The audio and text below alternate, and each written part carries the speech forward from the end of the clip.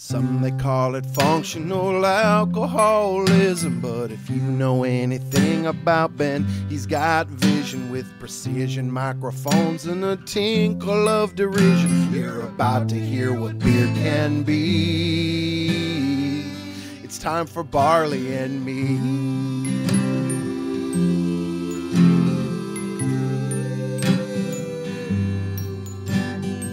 Welcome to Barley and Me. I'm your host, Ben Rice. We're here today in Sacramento, California, sitting on my own porch here with Melissa McCann, talking about the Women's International Beer Summit. Yes, we are. It's a yearly And we're going to event. drink some beer, too. Hell yeah, we are.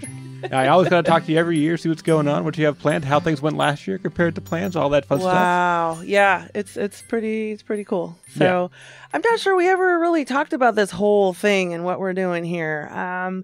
Women's International Beer Summit started, I was the director for Queen of Beer for 3 years, and then we all know what happened next. We had this great successful year, and then everything got shut down.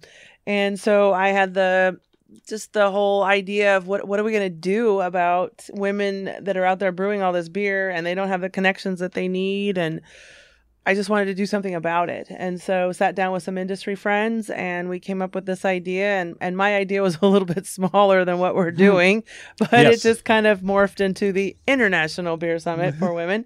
And so that's where we're at today. 2021 was our first year and we launched it in less than 7 months. We put the whole thing together. It's a virtual summit. We had about 33 different speakers. We served about 500 people for an audience. People from all over the world were in attendance. We had speakers from around the world, and it was a complete success. I've never been involved in an event that had zero negative publicity. Yeah. It was pretty eerie, honestly, because it's like, wait, what's going to happen? You know? And with that, was there a lot of publicity as far as that goes? Were people last year we weren't as good as we are this year. Yeah. It's going much better this year. There's a ton of information out there. We've hired two professionals for social media, and we're getting a lot more attention this year. A lot more traction. Yeah. And also, when you're doing it, well, we had no budget. We're just kind of making it happen. And it's just like, it's all digital. Yeah. And just pulling all my industry contacts and say, hey, I got this little thing going on. Will you come on and speak for me? And they're like, we have nothing else going on. Sure, let's do it. I don't have to travel. Exactly. I can do it from wherever I'm at. You just sit in your house, you can have your bunny slippers on and nobody cares. Yeah. And it provided the connection that a lot of people were really kind of hungry for. Mm-hmm. And it's fun because one of the things that I really pushed for in the first one is I wanted to make it interactive. And everybody had a really hard time with that. It was our biggest expense, honestly. Yeah. I demanded that we do these interactive bonus boxes. So like we had a hop talk. And so I got the hops donated and we mailed all the hops to everyone in this box. And we had a malt talk and we had all the malts that were available. And we had an expert on water talk, which we do this year as well. And there was a water report in it that people could follow along with. And I wish they had here's all the water, different profiles. Can you see why that would maybe be a different thing if you're doing this? You've got the hops, you've got the malt. Go ahead and go out there. See what those differences are. And there's some yeast in there too. Let's do it. Let's just do it. So and so we're doing the same thing this year, and we're actually going to be packing those boxes, all 300 of them, next Saturday over at Brewmeister here in Sacramento. Donated the space for us. So awesome. Yeah. Yep. Eric's great. Of course he did. I know. Yep. I said I need space for about 4 weeks, and he's like, "Cool, let's do it." And there's beer involved here, and I'm getting thirsty. So, we should toast this a little bit. Cheers. Yep. Yep, we're being responsible adults, obviously. You're going to drink an Imperial Stout. You can't... it's just a regular stout here. So we're drinking a Black is Beautiful. Perfect. From Weathered Souls, but it's actually the Crowns and Hop variety out of Inglewood. It's very nice. Black-owned brewery, so important there. It's a pecan pie stout. I'm getting that pecan on this. Yeah. And, of course, lactose in there as well. Only 7%, so easy. We've got things to do later today, so this is a responsible adult... Black is Beautiful. We do. We have things to do today. We're only drinking half of it each. That's only 3.5%, really. Is this what we're doing today? Yeah, I'm doing math.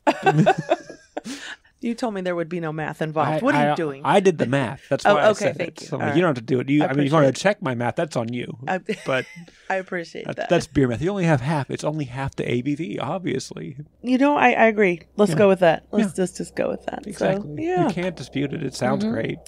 And Marcus Baskerville is talking at the summit this year. Nice. So we're going to talk about what's next for Black is Beautiful. So. Yeah, I love that people are making that beer again. You know, it's coming back out. This is a 1.5-year-old can. Held up really well. It did, yeah. Because I've talked about it in a few past episodes. I had a heat stroke in this house. And so I have a basement, and it's concrete, and it usually keeps super chill. But when it hits like 110 degrees, it's like 140 degrees down there. Oh my goodness! And so it burnt up all these beers, and I'm like, some of them were they started re-fermenting in the can. Oh dear! If there's any extra sugar in there, and so they'd pop. Yeah. And like some of them just like lost all flavor because the seams got busted a little bit. Right. And so every beer I open, I'm like, this might be a disaster. Just full disclosure. I didn't tell you that. I don't know why I didn't. Usually I'm like, full disclosure, this might be bad. And if so, we'll grab something else. I've had that happen. I have a beer cellar as well, and I had a few that I had actually a casualty that blew and hit the ceiling out. Oh boy, I didn't have that. But yeah, I've had a few beers. I'm like, I gave some beers to the guy I bought this house from, and I was like, just a heads up, these might end up being things you can't drink. I would open every single one of them over a sink, like just in case, because I've been having these issues. Like, do the roll, to settle it down. All that stuff works about 60% of the time. Like, it's such a crapshoot. Yeah. But so I never knew what I was going to get. But this one came out really well, which gives me hope for all the other 22 cans I have of Black is Beautiful lying around. Very cool. Very cool. Yeah. And all the other stouts that are in bottles and cans lying around as well. I would love to drink more of them, but Becky doesn't really do stouts. That's unfortunate. My aged beers are just sitting there lonely because I can't drink 22 ounces. I guess I have to come over more often. Right. That's why I'm like, pints on the patio? Let's do it. Yeah. I can help with that. Yeah. But yeah, last year digital. This year you're maintaining the digital realm? We are, because as we started planning, it was still kind of a can we not kind of a thing. But I'm really excited this year because actually it was the Brew Witches out of LA that kind of gave us the idea of maybe doing what they called a watch party. And so now it is part of the summit. If you have a group of people that want to watch it together, we have a way to do that. And what we're asking is for, like, if it's a home group, that 4 people buy full price tickets and they're eligible for the bonus boxes if they're still, that's the first 300 people that sign up that are eligible to those.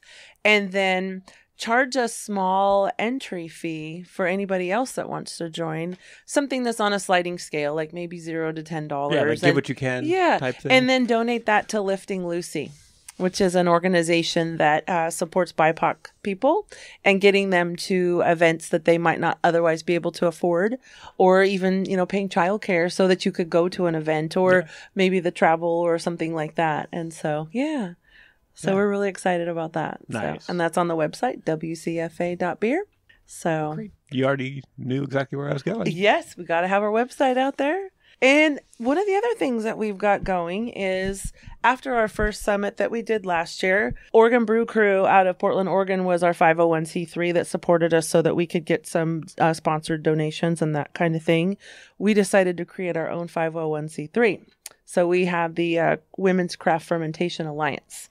And then WCFA. Exactly. Beer. Exactly. And so we're able to look at what we can support through what we do now. Mm-hmm. And so that's why we can do the Lifting Lucy, and then we can write a check to them. And we're also going to support with our ticket sales. We're going to take 10% of the ticket sales and support Women of the Bevolution, and also Lifting Lucy through that as well. So, nice. And Women of Bevolution sprung from the Brave Noise, yes, Brienne Allen, yeah, yes. So, yeah, it's been a great year, considering. Well, there's a lot of really good things have happened through a lot of bad things. Yeah. And there's a whole lot of light being shown in a lot of different places that weren't before. Yeah. And so at the very least, in most cases, there's a conversation happening. Ideally, you see actions, but at least we're getting that for the most part. Even if the conversations seem to go nowhere initially, there's a lot of people who don't believe it's real, which is just, I don't even know how you can even view it that way. It feels like this time, what was really interesting is that happened like 2 or 3 weeks after the Women's International Beer Summit. So a lot of people kind of tied it all together where it was absolutely 2 different events. But what I really liked is how people are shining the flashlight on this stuff, and the light's not going away. Yeah. Not this time. No. And so there's a lot more change than there would have been otherwise.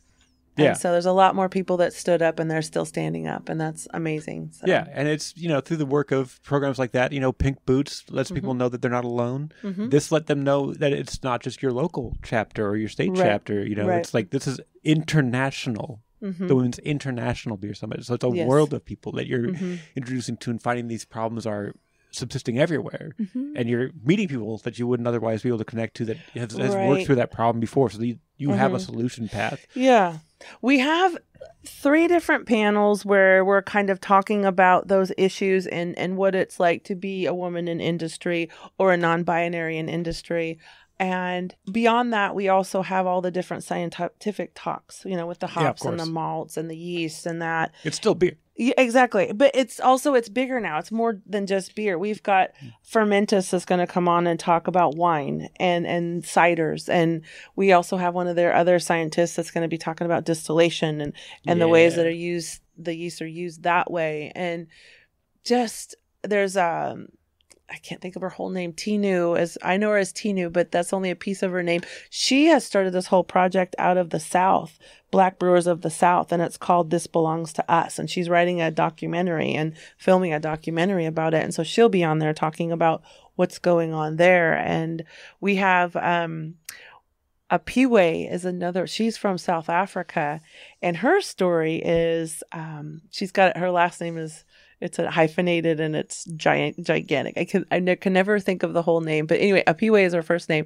She was a brewer in South Africa, and then COVID hit and shut her down. But in the UK is a giant organization that creates beer boxes for the whole UK. And she had an award-winning beer, and they were like, we need 200,000 cans of that beer. So they set her up to start brewing again. So I have her speaking and telling her whole story of how all that came to be, because they set her up in Copenhagen to start brewing beer again. And it's like, it's such an easy thing to do. Yeah. It probably took them 2 seconds to think of it, and then find somebody to agree to let her do it. It's like, this is how you support somebody. It's not always, It's just way easier than you think it would be. It's like we have an access point. We sell these beer boxes. We just throw this beer in there. Yep. The label has a story. People are going to see it. Boom. Right. And now I'm sure it's even more popular just because of that, just because of that story. And so that's pretty cool. Also, we have Dr. Christina Wade in Ireland telling the whole Ireland and Irish craft beer history of women in beer in Ireland. And I'm so excited. Everything that's coming together. Yeah. So, and it's only year 2, which means it's only going to get bigger. You're going to have more people to deal with, more stories to tell. And then more science dig down in it. That'll be fun. This year, with all of the advertising that we have out there and going on, we have people contacting us at this point. Yeah. And I'm pretty excited about that. Also, we've won the Trailblazer Award from Athletic Brewing for what we're doing. And we also, we have the Brewers Association grant for DEI, so Diversity, Equity, and Inclusion. Nice. So, yeah. So my grant writing, I'm 3 for 3 now. So it sounds like that's not going to be a full-time job. 365 for 365 is the goal, obviously. So we'll just have to see how this goes. Yeah, I'll just see if I'll add that to the list. I don't know right now. So it's pretty overwhelming. Social worker by day, beer drinker by night, and now event planner and executive director of a 501c3 and a worldwide organization. Awesome. Yeah, not stressful. Super chill. No problem. Yeah, we got this. And I know we talked about last year, before, during, and after, and it ran as smoothly as it could considering the realities of the situation. Right. Well, and it's all. I'm not. Just do not ask me to do technology. Do not. And people are learning. They finally believe me after the summit last year. And one of the funny moments was I was an on-screen, like a moderator for one of the talks with Tara Nurin and with Erlinda Eras out of Santa Rosa, and we're on screen and we're talking and we're laughing and we're smiling, and the computer to my right is, we can't find Marcus Baskerville. We don't know where he is. We can't get him signed on. And so I'm trying not to like cry, and like hyperventilate while I'm laughing and smiling and talking, and it's like, and they were at one point, they were like, well, if we've got time, we'll just keep talking. And I said, no, we won't. We're going to go because I'm going to take a break. Yeah. It's like, well, I'm going to go. How about you guys keep talking? Go ahead. You just keep it going. Yeah. I believe being an executive director requires me to executive direct certain options. So things can't be done by people without me. I had to step in. It's just, oh my gosh. But then the connections that were being made during the summit were just so I was so pleased. We're on the Crowdcast platform, and if you're not familiar with that, it's just an online platform that hosts these kind of events. And off to the right side of your screen is the chat. And it was flying. I mean, the people and their connections, and they're like, hey, I'm going to go to this talk next. Come with me. Or here's my Instagram, or here's my phone number. Here's my website, and they're just sharing all this information and talking to each other. And it was just it was heartwarming, honestly. Yeah. Because you went in there with, like you said, a small dream. Yeah. Like, let's get, what was your goal? Connection. Pacific Northwest, California type? Well, like I said, it turned into the International Women's What was your initial plan for it? Just the United States. Oh, okay. Just one to do country. the U.S. Okay. Just to do the U.S. Not a section. I had enough speakers that I knew personally that I could put it together just through the U.S. But then I was able to expand it out. And I have someone in my life that constantly challenges me. Yeah. And so you, as far as your history, obviously you're a beer judge as well. Yes. But how do you grow from like, I enjoy beer to what you are now? Well, last night I was at a beer club meeting, and I had to speak about, my other thing is I'm running for the governing committee for the American Homebrewers Association right now. Nice. And so I had to talk at the... Oh yeah, I shared that. I was like, elect McCann. I know, yeah, that was cute. But I had to share, what I was doing and why I was doing it. So it's like, I'm trying to, what's my little elevator speech for all of this? And I've been doing the beer scenes for about 10 years now. And it all started with, Judy Ashworth. Mm-hmm. I worked closely with her daughter-in-law at the school where I first started working. Mm-hmm.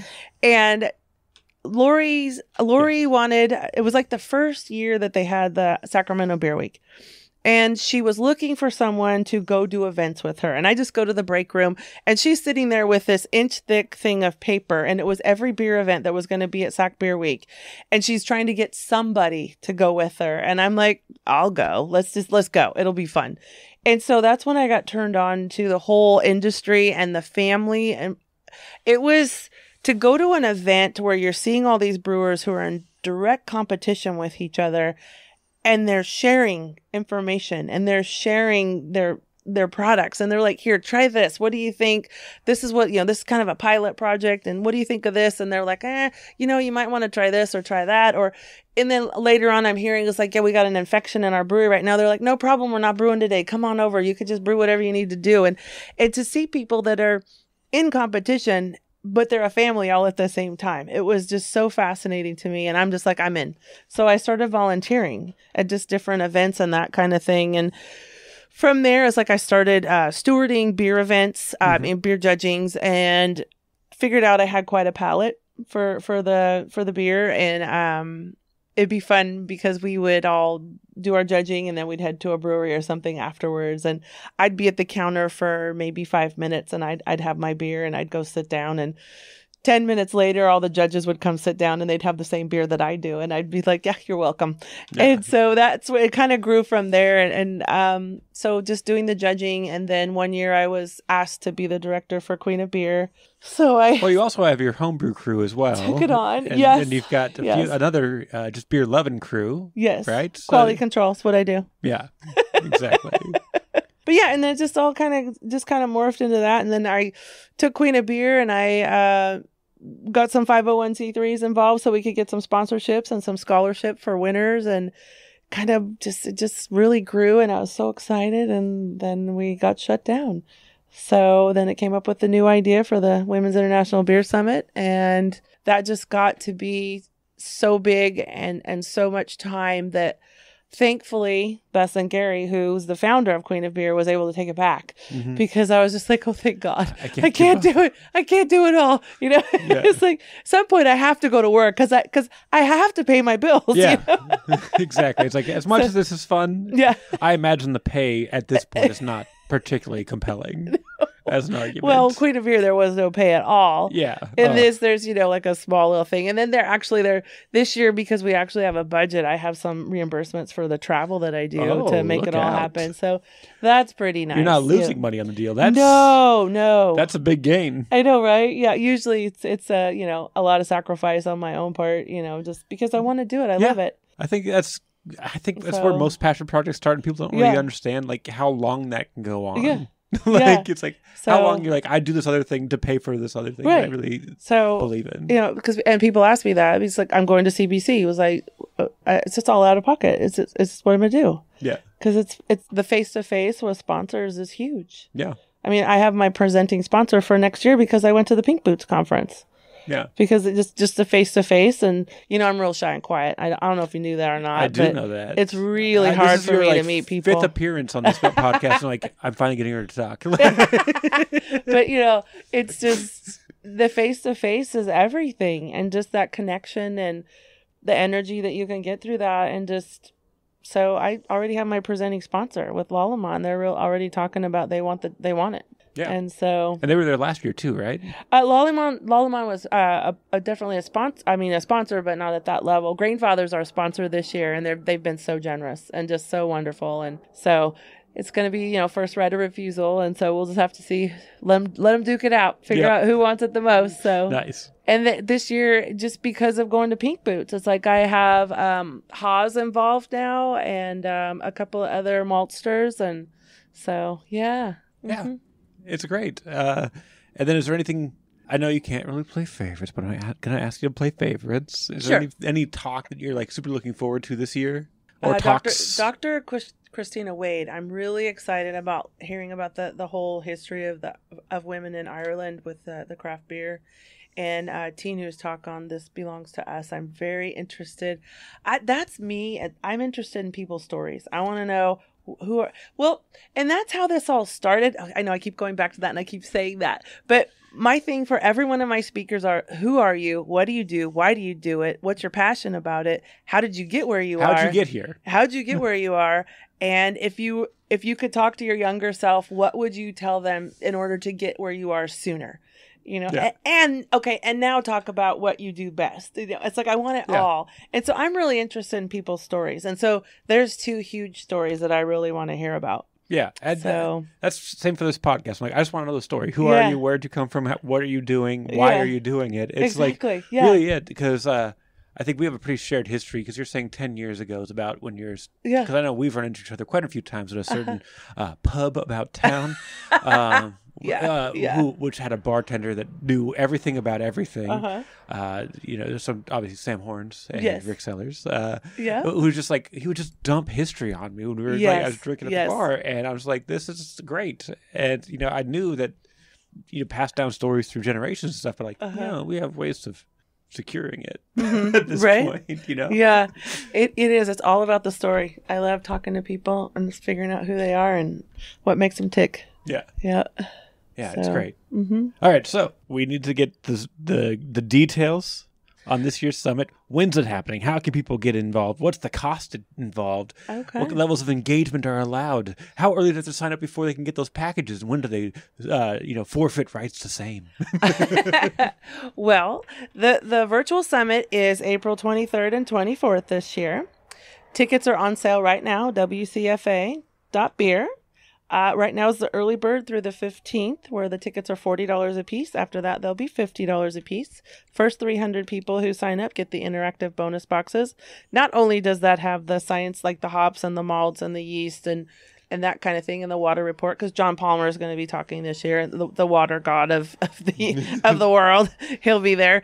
It's also going to be all kinds of stickers from breweries all over the U.S. and whatever else our sponsors throw at us. We pack those boxes like you have no idea. So the first 300 people that sign up get those. And so get them now. And then we're also looking at, it's still in the works, but we're doing our best. It's like we had a couple little snafus that we worked through, and now I can talk about it again. Is we want to do some happy hours on Friday night, the 22nd. Okay. With one of them's going to be with Executive Director of American Homebrewers Association, Julia Hers. Oh, I've had a happy hour with her. It was great. And she's wonderful. I know, lucky. I get to go visit her pretty soon too. And then the other one... Mine had tacos, though, so just to brag, we also got tacos. Okay, cool. And they were delicious. Okay. It's like, go around the corner from this brewery, we're going to walk through a residential area, then one of these houses isn't a house. And it's like this little taqueria, I'm like, there's no way it's good. And it was so good. Nice. Yeah, I'm going to head up there. And the other one's going to be with Brews with Broads podcast. So, nice. Yeah, and then the core team that I have, which, I haven't really talked about. I have a team. Let me tell you. Michelle Wonder out of Portland, Oregon is handling all the web and the media and all of that. And let me tell you, it doesn't matter how awesome I am and how many people I know. If you don't have a team behind you for a website, forget it.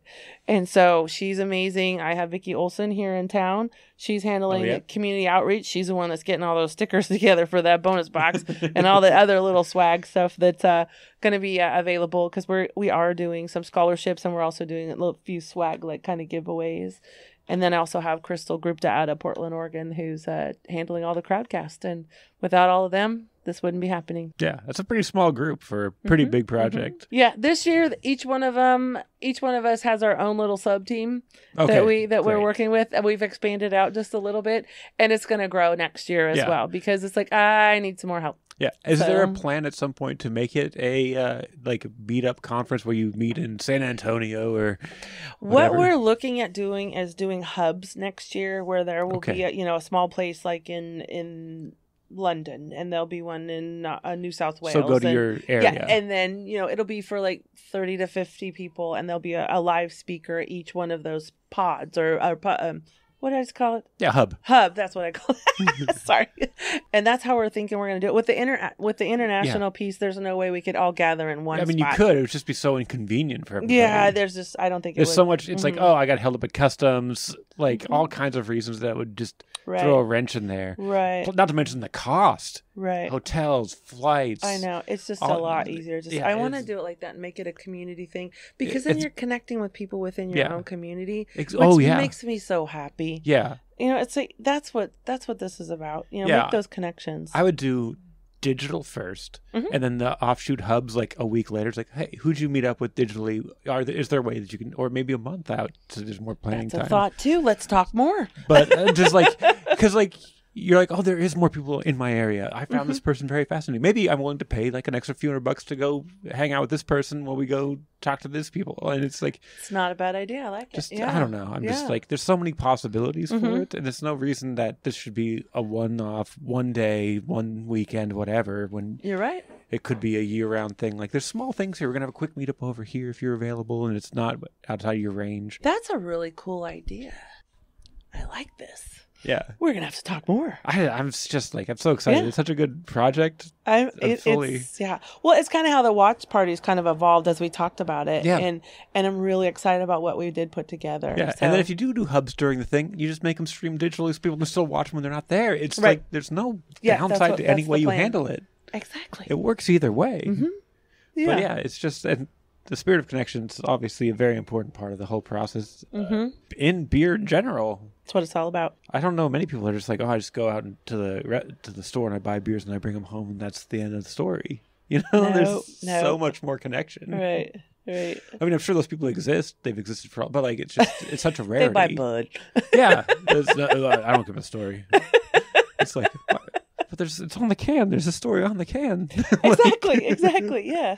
Even Budweiser has a story on the can in some way, You're right. Yeah. So, and I haven't even looked at the whole Black is Beautiful. It's got a pretty nice, like, reflective surface on it. It's not a standard Black is Beautiful, because this one has a really shinier surface, I'll say. It does. More reflective. Have you noticed that these are all puzzle pieces? Yes. Isn't that cool? It's so great. And, like, just the slow trend in coloration. Like, there's no just one one color. That was the whole plan. Yeah. I went to Weathered Souls and learned the whole story, and I was very excited about that. Yeah, and he's a local boy. Yes. He was just here last weekend, and so got to spend some time with him over at Claim Stake. Oh, nice. So, yeah, he's got some big projects coming, and he'll be talking about them at the summit. I'm excited for him. So, yeah. Yeah, I mean, great concept. Already made great beers. Yeah. He's starting an incubation project that's named after his grandmother, Harriet. Awesome. And he's opening another brewery in Charlotte. Oh, man. And it's going to be a concept where people come to learn how to brew.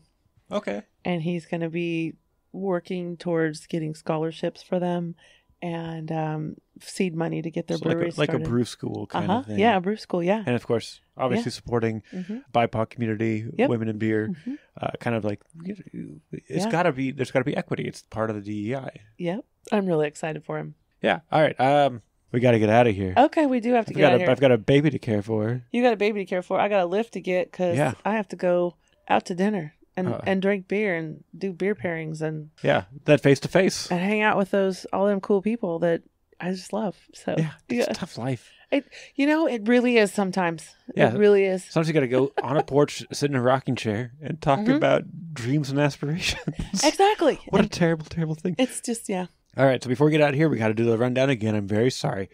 Dates. How do we get tickets? Okay. Where can they follow you on Instagram, Facebook, all that stuff for like future events? All right. Keep tabs on what you're doing.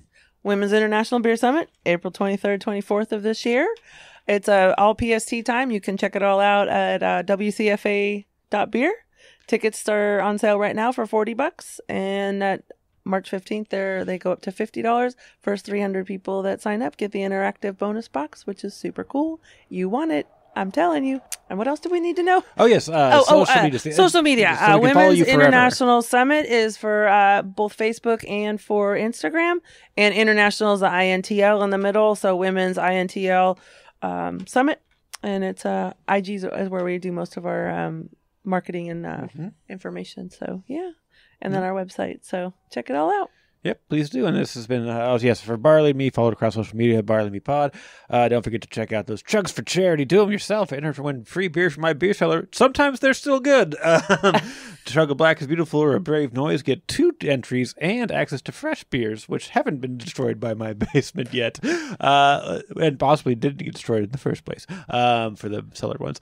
Check out my Basketball and Beer podcast with Phil Webster. Please dunk responsibly. I'm also Bengineering, another podcast. Is a advice podcast with my girlfriend Becky Lynn and Tavi. It's called It's Crazy You're in My Business. So you can submit questions to them. They'll answer them for you. And they kind of recap their week and what they're thinking about. And it's very funny. And they're very intelligent. It's great. I kind of need to find that podcast too now. It's so funny. It's 39 episodes. Nice. Check it out. Okay. They've reached 100 questions answered. Right on. So it's goofy or it's like really intense and there's no in between. It's so fun. And I show up and they're like, stop talking. I'm like, you're right. I'm just supposed to be producing it, but also like, that's funny. I have things to contribute. There literally is one thing that I'm like, I need to mention this, and I never do. Oh, we talked about it briefly. The Brave Noise movement. Yes. And Women of the Revolution. I did put out a survey that you can submit to anonymously or not anonymously, talking about what you've seen in the beer industry since those alleged, I'll use the word revelations, but it is sarcastic. What you've seen and what, as far as changes or lack of change in the industry, I want to see what you're seeing as opposed to what I'm seeing, because obviously I'm only one small sector of the beer community. And then if I get enough submissions, I can start putting together an episode. Obviously, I'll pick people that match the profile you give me to voice your stories, positive or negative, or just report back the findings if there's not enough stories, if people don't want to give a lot of detail. Just like, hey, overall, good. Something. I'll figure it out. But there's a link in the show notes. Should work still.